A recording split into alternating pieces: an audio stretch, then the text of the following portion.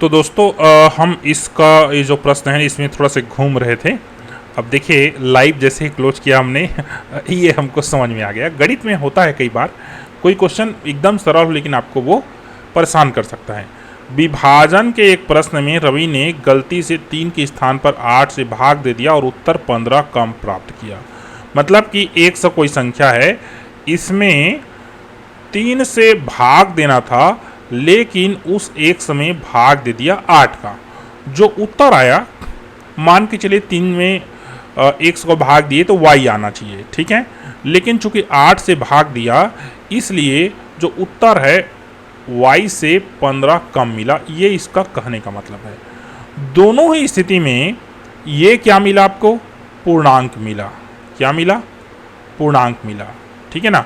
इसका मतलब ये है दोस्तों कि वो जो संख्या थी, ठीक है ना, 100, उसमें 3 का भी भाग जा रहा था और 8 का भी भाग जा रहा था। अब देखिए इसमें वैसी संख्या ढूंढिए आप।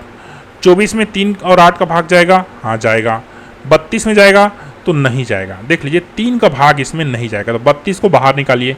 40 में जाएगा तो 3 का भाग इसमें भी नहीं जाएगा, तो 40 को भी बाहर निकालिए। अब बचा कौन? 48। मतलब कि हमारा उत्तर 48 और 24 में से कोई एक है, ठीक। तो चलिए देखते हैं 48 में मान लीजिए 48 उत्तर आया, ठीक है। x वो संख्या है और 3 में हम भाग दिए तो 48 उत्तर आ रहा है।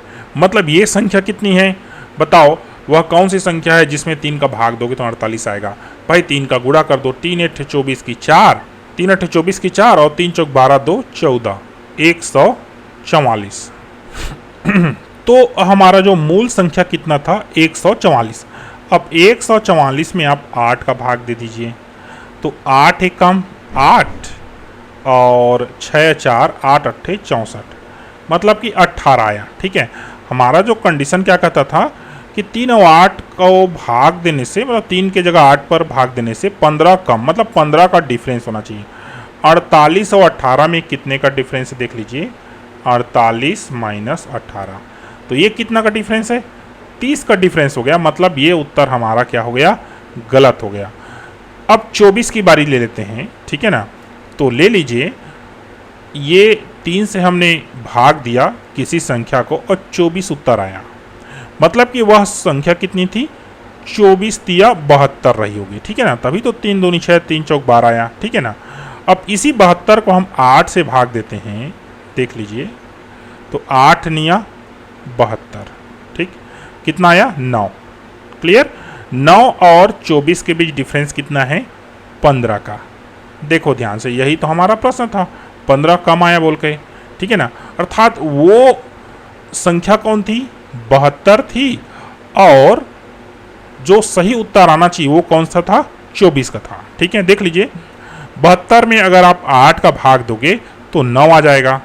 अगर आप जो है 3 का भाग दोगे तो कितना आ जाएगा?